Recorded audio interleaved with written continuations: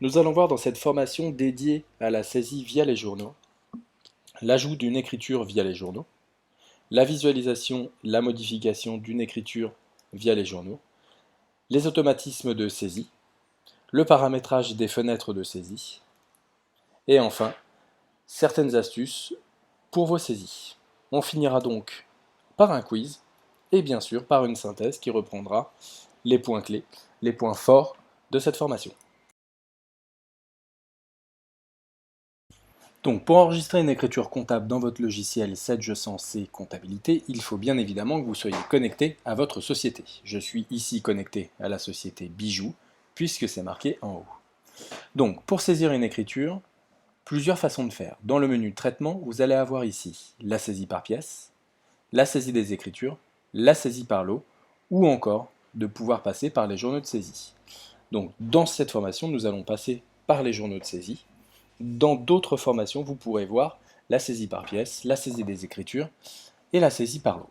Donc, si vous cliquez sur les journaux de saisie, vous allez vous retrouver dans cette fenêtre dans laquelle vont être répertoriés tous vos journaux par période de votre comptabilité. Vous pouvez les classer comme moi par code ou bien ici par période où je retrouve ici pour juin 2017 la somme de tous mes journaux qui sont disponibles dans ma comptabilité. Pour saisir une écriture dans un journal, vous n'avez qu'à vous positionner sur le journal en question pour la période sélectionnée et de double-cliquer sur le journal pour pouvoir entrer dedans. Nous allons nous mettre dans la situation suivante. Nous venons de recevoir notre facture de notre expert comptable datée du 30 juin 2017. Donc, pour saisir cette facture, nous allons nous positionner sur le journal des achats de la période juin 2017 et donc double-cliquer sur ce journal. Nous voici dans notre journal des achats du mois de juin 2017. Donc pour saisir une écriture, eh bien il vous suffit de passer d'une cellule à une autre. Donc je vais saisir ma facture du 30 juin, mon numéro de facture étant la FA 001, la référence REF 001, numéro de compte général, numéro de compte tiers. Alors suivant les habitudes des comptables, certains préfèrent passer leur première ligne par le compte général, d'autres par le compte tiers. Moi je fais partie de ceux qui préfèrent commencer leur écriture par le compte tiers. Je vais donc appeler mon compte tiers expert comptable le compte Dubois. Voilà. Donc, automatiquement se renseigne ici mon 401 000 puisque mon compte fournisseur Dubois expert comptable est rattaché au compte général 401 000. Donc cela fonctionne bien. Ensuite, le libellé de l'écriture, on va mettre honoraire juin 2017. Ensuite, la date d'échéance de ma facture, on va la laisser positionner sur le 31 juillet 2017. Et enfin, le montant de ma facture. Ensuite, il ne me reste plus qu'à renseigner mon compte général de TVA et mon compte général de charges. Donc, pour ma TVA et pour mes honoraires. Et voilà, là j'ai correctement saisi mon écriture comptable. Donc cette saisie se fait dans tous les journaux de la même façon. Que vous soyez dans un journal de type achat, de type vente, de type général ou encore de type trésorerie. Petite remarque quand même pour les journaux de trésorerie, notamment de banque. On va avoir au niveau de notre journal la gestion automatique de la contrepartie. Donc contrepartie soit générale, soit à la ligne. Donc ce paramétrage se fait lors de la création du journal et donc vous pourrez voir cela dans une formation dédiée à la création des journaux. Donc lorsque je vais saisir une écriture dans mon journal de trésor, je vais mettre ici mon numéro de compte tiers. On va dire que je règle Dubois le 30 juin. Je vais remettre ici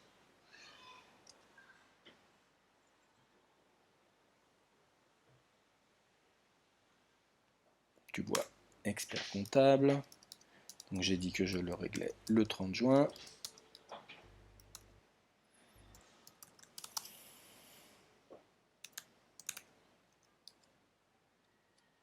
Et donc pour 1200 euros. Voilà, et là vous voyez, j'ai bien une centralisation de mois de juin 2017 qui s'est fait automatiquement dans mon journal et donc qui équilibre mon journal. Je peux donc sortir de mon journal sans saisir d'autres lignes de contrepartie. Pour modifier une écriture ou bien visualiser une écriture dans un journal, pour cela rien de plus simple. Menu traitement, je me remets dans mes journaux de saisie et je n'ai qu'à rentrer dans le journal que je souhaite interroger. Ici, je veux revoir ma facture de Dubois expert comptable, je me remets dans mes achats, je retrouve ici mon écriture et je peux la modifier. Donc si je me suis trompé dans la date d'échéance, elle n'était pas au 31 juillet 2017 mais au 30 juin 2017 par exemple, je n'ai qu'à cliquer sur cette ligne et à modifier ici mon échéance. Idem pour les montants, idem pour les honoraires, idem pour toutes les autres cellules de ma saisie. Et ensuite, je valide avec entrée. Voilà. Ici, mon écriture est modifiée, ma date d'échéance a bien été remise au 30 juin 2017. Donc, cette manipulation est la même dans tous les journaux, dans tous les types de journaux de la comptabilité 700C. Dans cette partie consacrée aux automatismes de saisie et dans les différents exemples que nous allons voir ensemble, je vais vous montrer que la saisie du compte général se fait en automatique lors de la saisie d'un compte tiers, je vais vous expliquer pourquoi. Que le calcul automatique de l'échéance est possible, je vais vous expliquer comment le faire. Que le calcul automatique du mode de règlement est également possible, je vais également vous montrer comment faire. Je vais également vous montrer la gestion automatique du multi-règlement, ainsi que le calcul automatique de la TVA, et donc par conséquent le calcul automatique du montant hors taxe. Ne seront pas abordés dans cette partie tout ce qui concerne les modèles de saisie. Les modèles de saisie feront l'objet d'une formation complémentaire qui sera dédiée aux modèles de saisie. Donc premier automatisme présenté, toujours dans mon journal des achats, je vais donc vous montrer que lorsque je saisis un compte tiers, automatiquement le compte général se renseigne. Donc je mets mon jour, je mets mon numéro de facture, ma référence, et ici, je vais donc saisir mon compte tiers, je vais rester sur Dubois, mon expert comptable.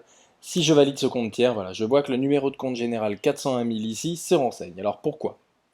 Tout simplement parce que mon compte tiers est fait de la manière suivante, donc structure plan tiers. Je vais donc aller voir mon compte tiers Dubois, qui est ici. Je double-clique pour ouvrir sa fiche. Et je vois tout simplement que ce compte tiers-là est rattaché à un compte collectif 401 000. Et c'est donc ce compte collectif 401 000 que je retrouve ici en saisie. Maintenant, je vais voir ici que la date d'échéance se renseigne automatiquement au 31 juillet 2017 puisque j'ai renseigné Dubois.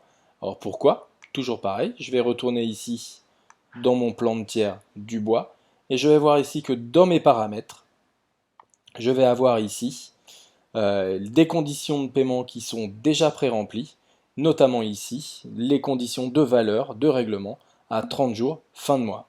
Nous sommes ici le 1er juin, 30 jours, fin de mois, donc c'est-à-dire au 31 juillet 2017. Je vois également que dans ma fiche de tiers, le mode de règlement chèque est renseigné pour ce tiers-là. Le mode de règlement chèque que je retrouve ici. Si j'ajoute la colonne mode de règlement, qui est ici, et qui est correctement renseigné à chèque. Je vais donc pouvoir renseigner mon libellé,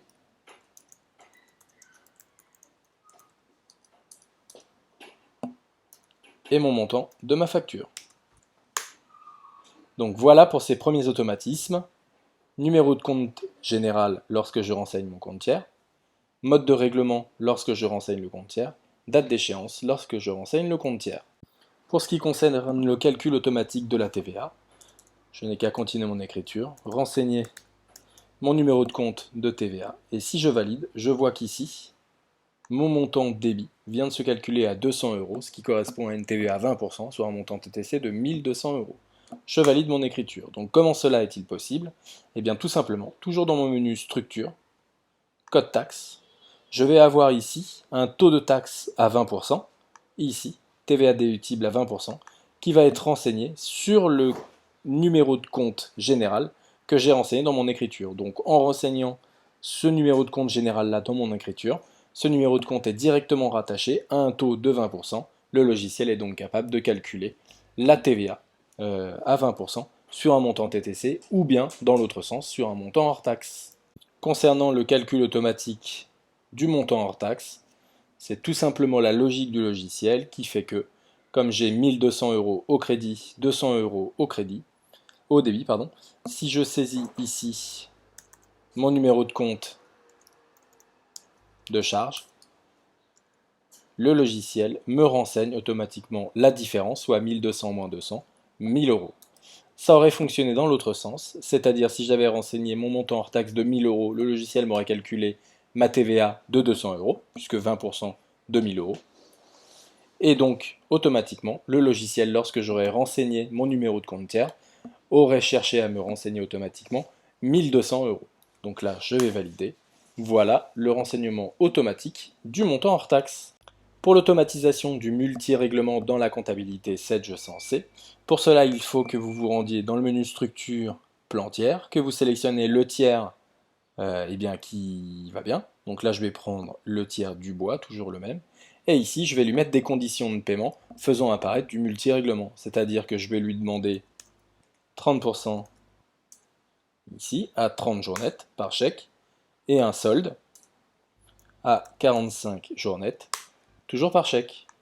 Donc, maintenant, lorsque j'appelle mon compte tiers du bois dans mes écritures, que je renseigne mes 1200 euros, automatiquement, le logiciel va me proposer la multi-échéance, à savoir 360 euros qui correspond à 30% de 1200 euros par chèque au 1er juillet, et le solde, le 16 juillet, des 70% des 1200 euros, soit 840 euros.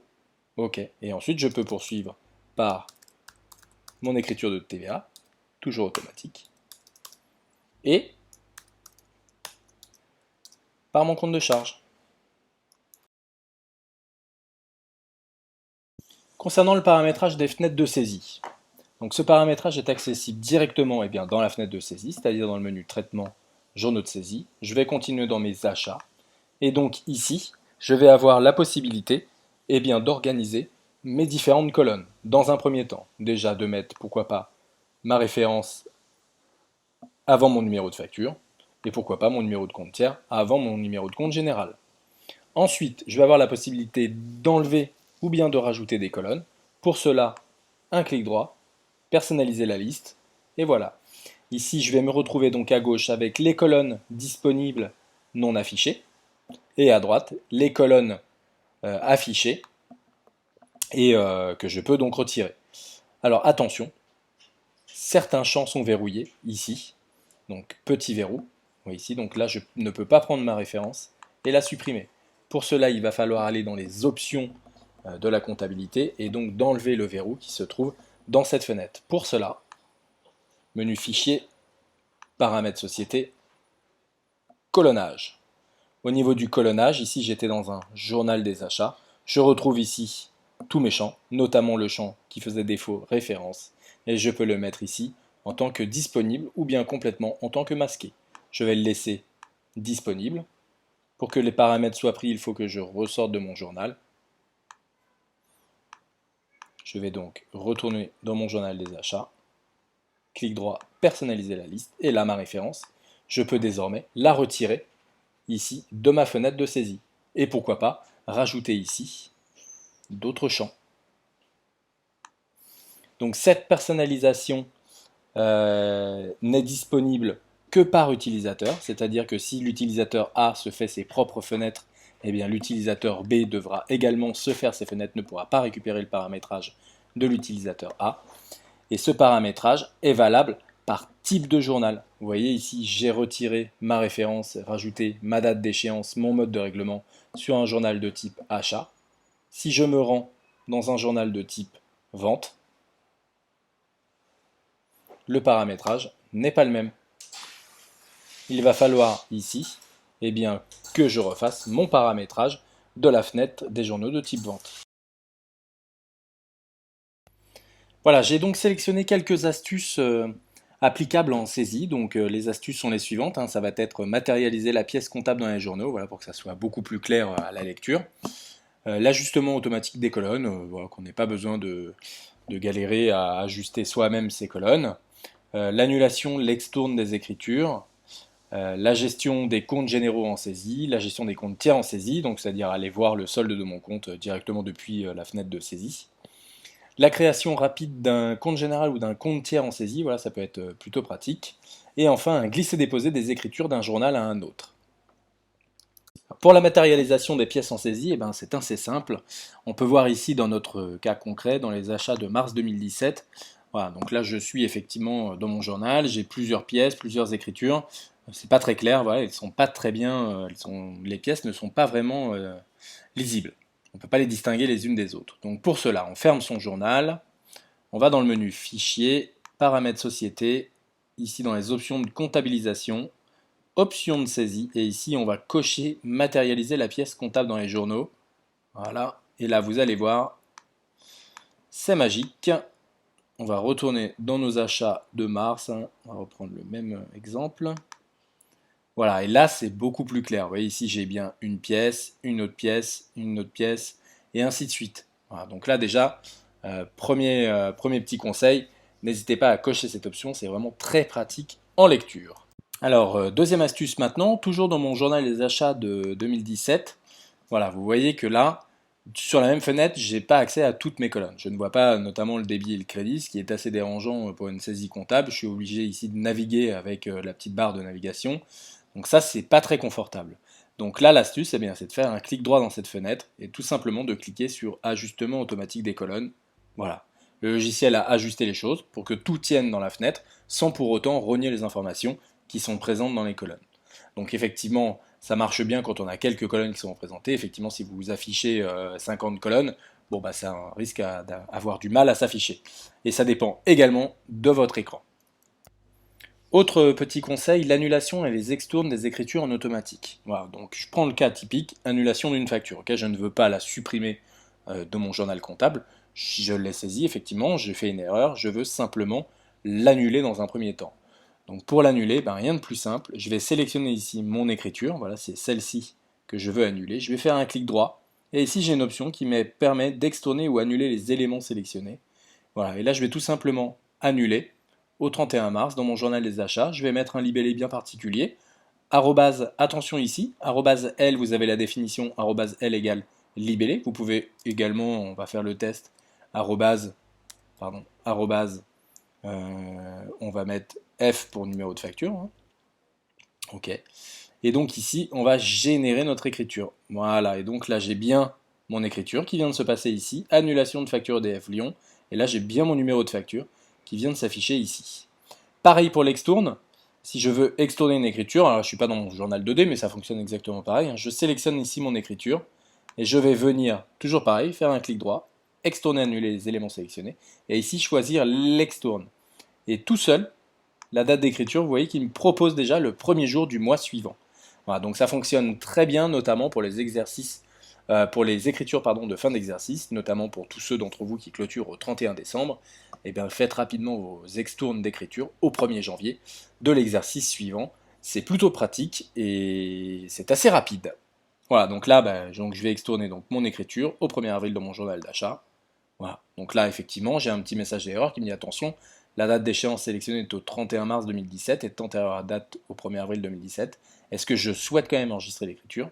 Je vais lui dire oui. Et donc là, si je vais dans mon journal d'achat d'avril,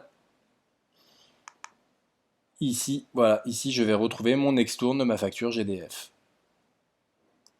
Autre possibilité, autre petite astuce, la possibilité d'aller directement en gestion de compte, que ce soit en compte tiers ou en compte général. Vous voyez ici par exemple j'ai mon compte GDF, là je suis bien en saisie de mes écritures, je vais double-cliquer sur cette ligne-là, et là je suis bien dans l'interrogation et lettrage de mon compte fournisseur GDF. Donc là je peux voir effectivement tout ce qui est compris dans mon compte GDF. Ça fonctionne exactement pareil, si je prends mon 606 120, double-clic, voilà, et là je suis en interrogation et lettrage dans mon compte 606 120 gaz.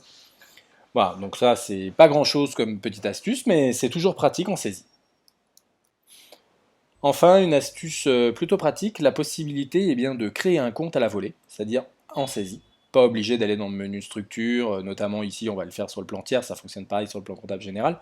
Pas besoin d'aller là-dedans pour créer un nouveau compte. Donc l'idée c'est simplement de saisir sa ligne. Et ici au niveau du compte tiers, je vais mettre un tiers test et je vais mettre un point d'interrogation derrière. Je valide ma ligne et ici j'arrive directement en création de compte. Donc là, si je poursuis le traitement jusqu'à la fin, je vais pouvoir ici créer mon compte test, qui va être attaché ici à mon compte 420 000, c'est un fournisseur. OK, je valide, et voilà. Et ici, j'ai donc mon compte test qui a été créé à la volée. Donc je vous rappelle la manip, hein. Vous tapez test et vous mettez tout simplement un point d'interrogation derrière le compte que vous voulez créer. Pareil pour les comptes généraux. Et enfin, dernière astuce, la possibilité de faire un glisser-déposer d'un journal à un autre. Je prends le cas, je suis ici dans mon journal des achats du mois de mars, et je souhaiterais recopier tout ou partie des écritures, alors pour plusieurs raisons, hein, c'est toujours la même écriture, ou bien je me suis trompé de saisie, je me suis trompé de période de saisie, j'ai saisi dans mars alors que c'était une facture d'avril, j'ai pas envie de supprimer et de refaire mon écriture, je vais glisser cette écriture du journal du mois de mars vers le journal du mois d'avril. Donc avant de faire cela, une petite option à vérifier, dans le menu fenêtre ici, personnaliser, dans le menu affichage, il va falloir ici le multi-fenêtrage, cliquez ici sur ouvrir les éléments dans des fenêtres distinctes. Voilà. Ça va me permettre d'afficher plusieurs fois, plusieurs fenêtres, et donc d'en afficher dans des éléments distincts. Donc l'idée, eh bien, ça serait de sélectionner notre journal d'achat du mois de mars. Voilà. On va mettre cette fenêtre comme ça. Et ensuite, de sélectionner notre journal d'achat du mois d'avril. OK. Et donc, ça va être ici de sélectionner tout ou partie des écritures. Voilà, je vais prendre ces trois écritures-là. Et tout simplement, avec le bouton Alt, glisser les écritures de la période de mars vers ici, sans jamais lâcher mon bouton Alt, vers mon journal des achats du mois d'avril. Voilà, et ici je dépose. Donc, premier point, transfert des écritures. Est-ce que je veux supprimer ou pas les écritures d'origine? Donc ça, c'est à vous de voir selon le cas. Et enfin, est-ce que je veux contrôler que le journal de destination autorise la saisie analytique? Je vais tout simplement ici cliquer sur OK. Donc là, petit message, je vais cliquer sur oui. Toujours le même message au niveau des dates d'échéance. Et voilà. Et là, je retrouve bien mes écritures de mon mois de mars qui a été passé dans le mois d'avril. Nous voici donc au moment du quiz. Donc, première question. Afin de calculer automatiquement la date d'échéance, le paramétrage se trouve. Première réponse au niveau de la fiche tiers.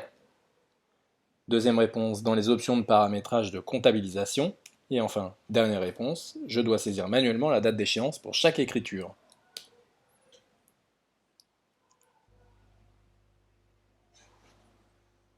La bonne réponse étant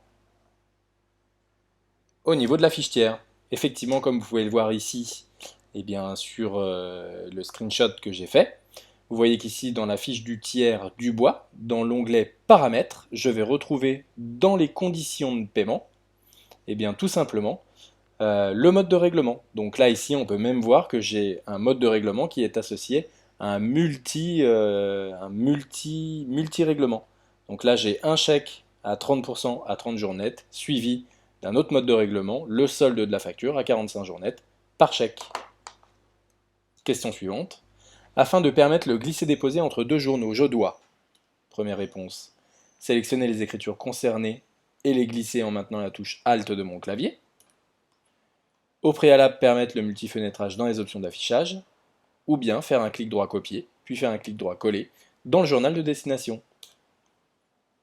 La bonne réponse étant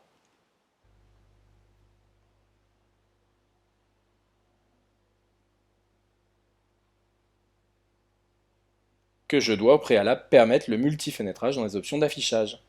En effet, pour pouvoir permettre le glisser-déposer, il faut que vous puissiez afficher deux fois la même fenêtre, c'est-à-dire le journal d'une première période avec le journal d'une seconde période. Donc cela n'est possible que si dans vos options d'affichage, vous avez coché dans les options du multifenêtrage, ouvrir les éléments dans des fenêtres distinctes. Nous voici donc à la synthèse de cette formation. Donc pour récapituler, plusieurs accès à la saisie des écritures sont possibles. Nous avons eu ici la saisie via les journaux. Je vous ai parlé de la saisie par pièce, saisie des écritures.